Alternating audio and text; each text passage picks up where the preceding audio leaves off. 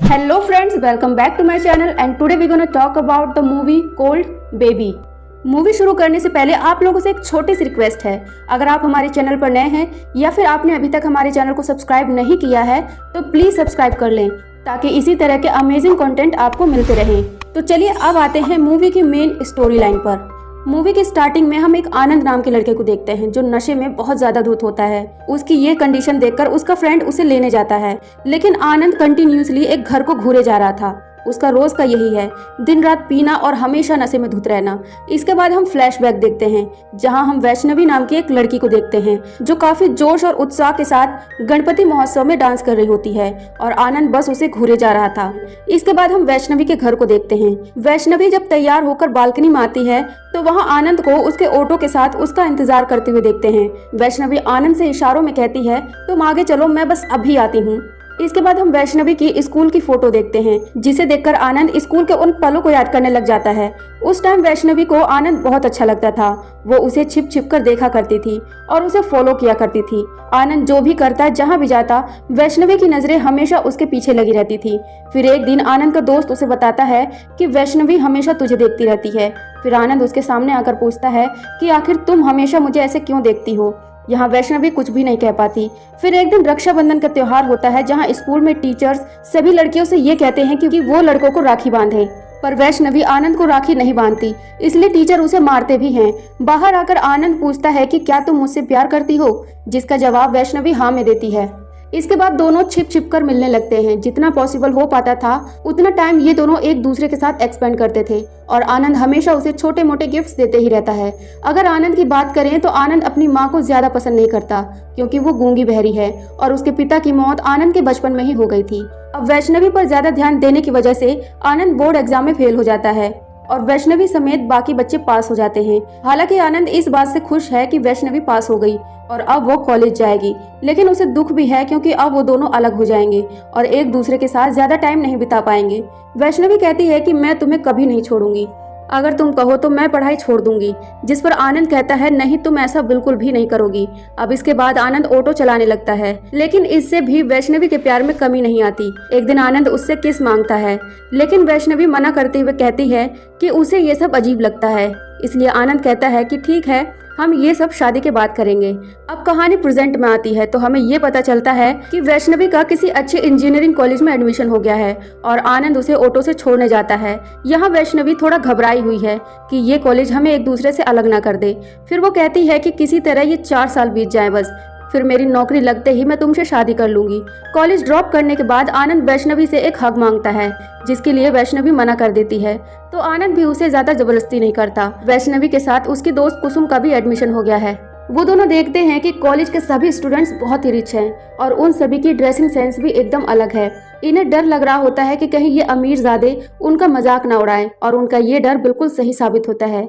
जैसे ही वो दोनों क्लास में जाते हैं तो कुछ स्टूडेंट्स उन दोनों का मजाक उड़ाने लगते हैं। तभी सीता नाम की एक लड़की उन सभी से ऐसा करने से मना करती है और वैष्णवी की तरफ दोस्ती का हाथ बढ़ाती है। इस पर सीता की दोस्त उससे पूछती है कि आखिर तुम्हें इन दोनों से इतनी हमदर्दी क्यों है। सीता बोलती है बस अपना काम निकलवाने के लिए, ऐसे दोस्तों का होना भी जरूरी है। अब लंच टाइम में वैष्णवी कुसुम से पूछती है कि क्या मैं इतनी बुरी दिखती हूँ कि लोग मेरा मजाक उड़ाएं। कुसुम कहती है कि तुम उनकी बातों पर ध्यान मत दो, सिर्फ अपनी पढ़ाई और आनंद के प्यार पर फोकस करो। अब कॉलेज के बाद आनंद वैष्णवी को लेने आता है, जिसके बाद दोनों घूमने जाते हैं और यहाँ आनंद वैष्णवी को एक स्मार्टफोन गिफ्ट करता है जिसे देखकर वैष्णवी बहुत खुश होती है। आनंद कहता है कि अब हमारे बीच दूरियां नहीं रहेंगी। दरअसल ये फोन आनंद ने किसी से उधार लेके खरीदा है। उसके बाद वैष्णवी अपनी माँ को वो फोन दिखाती है और कहती है कि मेरे कॉलेज में सभी बहुत अमीर हैं और उनसे मेरी फ्रेंडशिप हो गई है और उन्होंने ही मुझे ये फोन गिफ्ट किया है। ये बात सुनकर उसके पिता कहते हैं कि बेटा अगर तुम्हें कोई गिफ्ट देता है तो उसे भी तुमसे कोई न कोई उम्मीद जरूर होगी, इसके बदले तुम्हें कभी न कभी कोई रिटर्न तो देना ही पड़ेगा। लेकिन वैष्णवी उनकी बातों को इग्नोर करके सोने चली जाती है। अगले दिन कॉलेज में विराज नाम के लड़के की एंट्री होती है जिसके पीछे हर लड़की पागल है। सीता विराज को वैष्णवी से इंट्रोड्यूस कराती है। विराज कहता है कि तुम बाकी लड़कियों से अलग लगती हो। विराज वैष्णवी की तरफ दोस्ती का हाथ बढ़ाता है। काफी सोचने के बाद वैष्णवी हाँ कर देती है। फिर जल्द ही वैष्णवी सीता और विराज जैसे लोगों की लाइफस्टाइल पसंद करने लग जाती है और उन्हीं की तरह रहने की कोशिश करती है। सीता और विराज जैसे लोग अलग अलग तरह के नशा करते हैं, दिन भर मस्ती करते हैं और वैष्णवी भी नशा करने लग जाती है, जिसे देखकर कोमल वैष्णवी का साथ छोड़ देती है। उधर आनंद कर्जा चुकाने के लिए एक और कर्जा लेता है और ब्याज बढ़ता ही चला जा रहा था। अब एक दिन सीता वैष्णवी को पब में रात के टाइम पार्टी में इनवाइट करती है और वैष्णवी को कपड़े दिलवाती है। ये देखकर वैष्णवी सीता को गले लगा लेती है और कहती है कि तुम ही मेरी सच्ची दोस्त हो। उसके बाद सीता और वैष्णवी को एक पार्लर में ले जाती है, जहां उसका पूरा हुलिया ही बदल दिया जाता है। और जब आनंद उसका ये बदला हुआ रूप देखता है तो वो हैरान हो जाता है और उसे ये सब बिल्कुल ठीक नहीं लगता।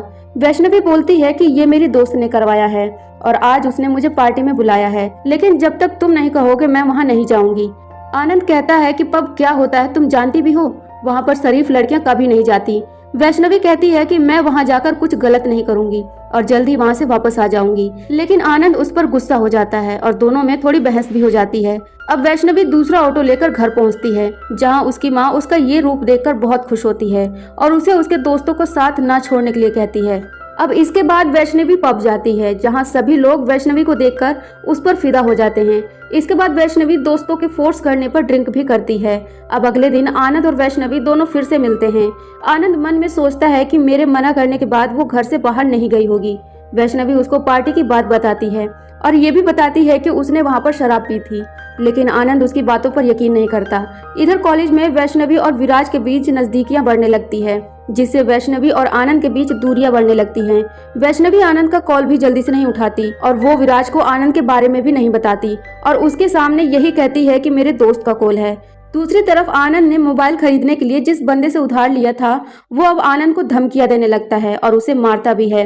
इधर वैष्णवी की दोस्त कोमल उसे समझाने की कोशिश करती है तो वैष्णवी उससे कहती है कि तुम्हें मुझे ऐसे देखकर जलन हो रही है ना। उसकी ये बात सुनकर कोमल वहाँ से उठकर पीछे जाकर बैठ जाती है और सीता इसका फायदा उठाकर उसके करीब आने की कोशिश करती है। अब एक दिन विराज वैष्णवी को एक आईफोन देता है। पहले तो वो इतना महंगा फोन लेने से मना कर देती है, लेकिन जोर देने पर वो फोन ले लेती है। इसके बाद वो आनंद को अपना नया फोन दिखाते हुए कहती है कि ये मेरे दोस्तों ने दिया है और उसके दिए हुए फोन को डब्बा बताती है। आनंद को ये सब कुछ बिल्कुल भी बर्दाश्त नहीं होता।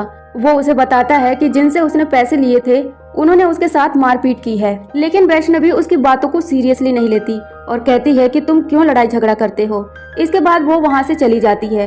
रात में आनंद वैष्णवी को कॉल करके बुलाता है, लेकिन वैष्णवी आने से मना करती है कि बहुत रात हो गई है, लेकिन जिद करने पर वो आनंद से मिलने जाती है।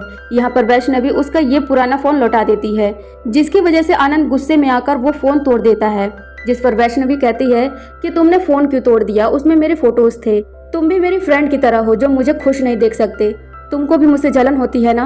अब आनंद गुस्से में बोलता है कि ऑटो के पेपर गिरवी रखकर मैंने तुम्हें फोन दिलाया और आज नया फोन मिलते ही वो फोन डब्बा हो गया। आज मुझ पर किसी ने हाथ उठाया तो सिर्फ तुम्हारे लिए बर्दाश्त किया। स्कूल में मैंने तुमसे प्यार किया इसलिए तुम्हारी वैल्यू थी, वरना कौन तुमको घास डालता था। और वैसे भी किसने कहा कि तुम खूबसूरत हो। अगर तुम ये मेकअप ये कपड़े सब कुछ निकालकर पहली जैसी हो जाओ तो कोई तुम्हारी तरफ आंख उठाकर नहीं देखेगा। ये सारा मेकअप थोपकर तुम एक शिट जैसी हो गई हो। आनंद उसे यहाँ पर गाली देता है। बाद में आनंद को रियलाइज होता है और वो वैष्णवी को झटके से गले लगा लेता है, लेकिन वैष्णवी गुस्से में वहाँ से रोती हुई चली जाती है।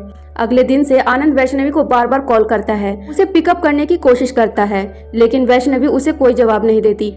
तभी विराज वहां आकर उसे अपने बर्थडे पार्टी में इनवाइट करता है। वैष्णवी मना करती है, लेकिन विराज के फोर्स करने पर उसे हाँ करना पड़ता है। अब वैष्णवी पब जाती है विराज की बर्थडे पार्टी में। वहां गुस्से में आकर बहुत ज्यादा शराब पी लेती है। अब यहाँ पर विराज अनाउंस करता है कि मैं वैष्णवी से प्यार करता हूँ।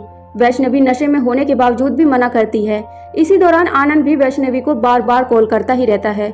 तब वैष्णवी एक कोने में जाकर फोन रिसीव करती है और कहती है कि हाँ सर बोलिए, क्या काम है मुझसे? मैं तो एक प्रोस्टिट्यूट हूँ ना, बताइए मुझे कब और कहाँ आना है आपके साथ सोने के लिए। आनंद वैष्णवी से माफी मांगता है और दोनों के बीच काफी इमोशनल बातें होती हैं। आनंद बोलता है कि तुम्हें जो भी करना है वो करो, मैं कभी भी तुम्हें नहीं रोकूंगा, और इसके बाद फोन काट देता है। अब वैष्णवी वापस पार्टी में आती है, जहां विराज वैष्णवी को फिर से प्रपोज करता है। इसी बीच आनंद भी बार बार उसको आई लव यू का मैसेज करता रहता है। इसी दौरान विराज वैष्णवी से एक किस मांगता है, लेकिन वैष्णवी का पूरा ध्यान आनंद की तरफ होता है और वो आनंद को आई लव यू टू का मैसेज करती है और विराज के साथ किस करने लग जाती है। अब नेक्स्ट डे जब वैष्णवी की आंख खुलती है तो उसे रात का वो इंसिडेंट याद आता है। जल्दी जल्दी वो अपने होठों को साफ करती है और सोचने लगती है कि ये मैंने क्या कर दिया। तभी विराज वैष्णवी को कॉल करता है और वैष्णवी उससे कहती है, मैं तुमसे प्यार नहीं करती, कल रात जो भी हुआ वो नशे में हुआ। मैं तुम्हारी बहुत इज्जत करती हूँ विराज, प्लीज ये बात कॉलेज में किसी को मत बताना। इसके बाद वैष्णवी आनंद को कॉल करती है और कहती है कि मैं आज कॉलेज नहीं जा रही, क्या हम कहीं बाहर घूमने चलें।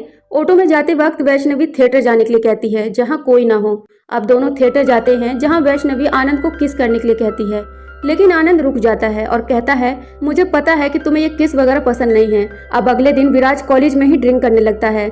वैष्णवी उसे समझाती है कि तुम पहले जैसे हो जाओ, लेकिन विराज उसके सामने एक अनोखी मांग रखता है। वो उसे 30 दिनों तक डेट करने को कहता है कि अगर 30 दिनों के बाद वो उसके प्यार को कबूल नहीं करती है तो वो फिर से अपनी नॉर्मल लाइफ जीने लगेगा।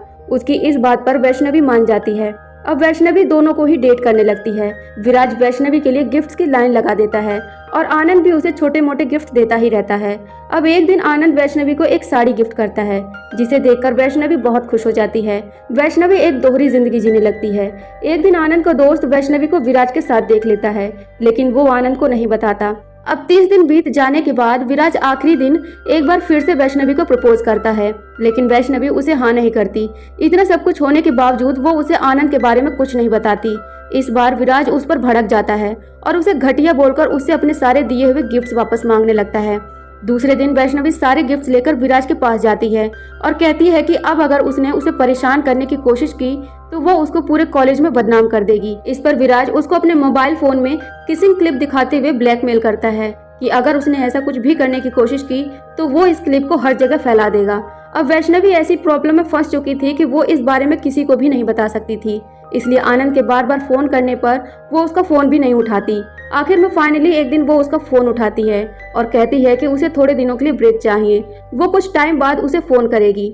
आनंद के पास उसकी बात मानने के अलावा कोई और रास्ता नहीं था।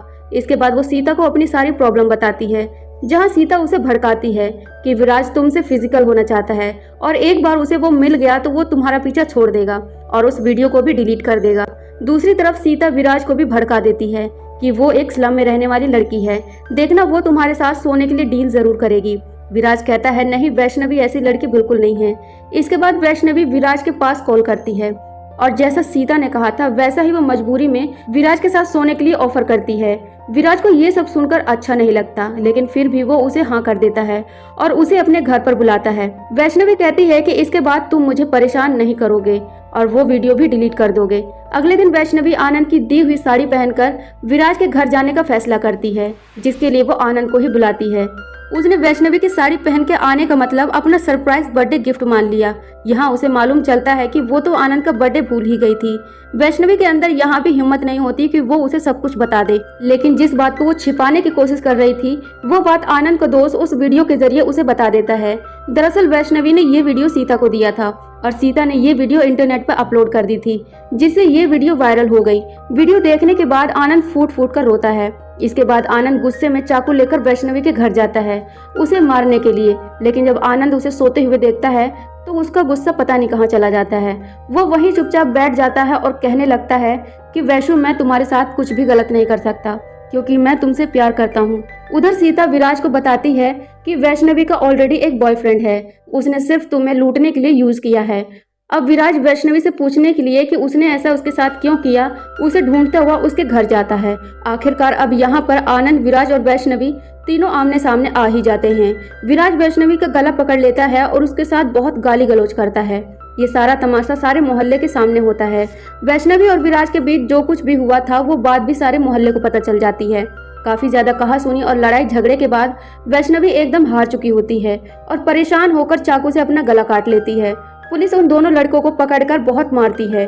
पैसे वाला होने की वजह से विराज छूट जाता है, लेकिन आनंद को पुलिस स्टेशन में बहुत बुरी तरह से मारा जाता है और कुछ दिनों के बाद आनंद को भी छोड़ दिया जाता है। घर पहुंचकर उसकी गूंगी माँ उसकी जिंदगी भर की जमा पूंजी अपने बेटे को देते हुए कर्जा चुका देने को कहती है। जिंदगी में पहली बार आनंद को अपने माँ के प्यार का एहसास होता है, लेकिन इस एहसास को वो ज्यादा नहीं जी पाता क्योंकि सब कुछ अपने बेटे को सौंप देने के बाद उसकी माँ की मौत हो जाती है। यहाँ वैष्णवी भी ठीक हो जाती है और आनंद को चारों तरफ ढूंढने लगती है। फाइनली उसे आनंद रेलवे स्टेशन पर नशे की हालत में मिलता है, लेकिन अब ये वो आनंद नहीं था जिसने कभी वैष्णवी को जान से ज्यादा प्यार किया था। प्यार तो वो उससे अब भी करता है, लेकिन साथ में नफरत ने भी उसके लिए घर बना लिया है। वैष्णवी उसे सारी गलतियों की माफी मांगकर उसे एक और मौका देने को बोलती है, लेकिन आनंद अपना फैसला नहीं बदलता। हारकर वैष्णवी वहां से रोते हुए चली जाती है। इसके बाद लास्ट में दिखाया जाता है कि वैष्णवी की शादी हो रही है और ये सब आनंद अपनी आंखों से देख लेता है। वैष्णवी की नजर भी आनंद के ऊपर चली जाती है और उसके आंखों से आंसू गिरने लगते हैं, लेकिन आनंद दारू की बोतल निकालकर तेजी से गले के नीचे उतारता हुआ वहां से चला जाता है। तो दोस्तों, ये थी 2023 में आई तेलुगु फिल्म बेबी। आपको ये फिल्म कैसी लगी कमेंट करके जरूर बताइए और जाते जाते वीडियो को लाइक, शेयर और चैनल को भी जरूर सब्सक्राइब कीजिए।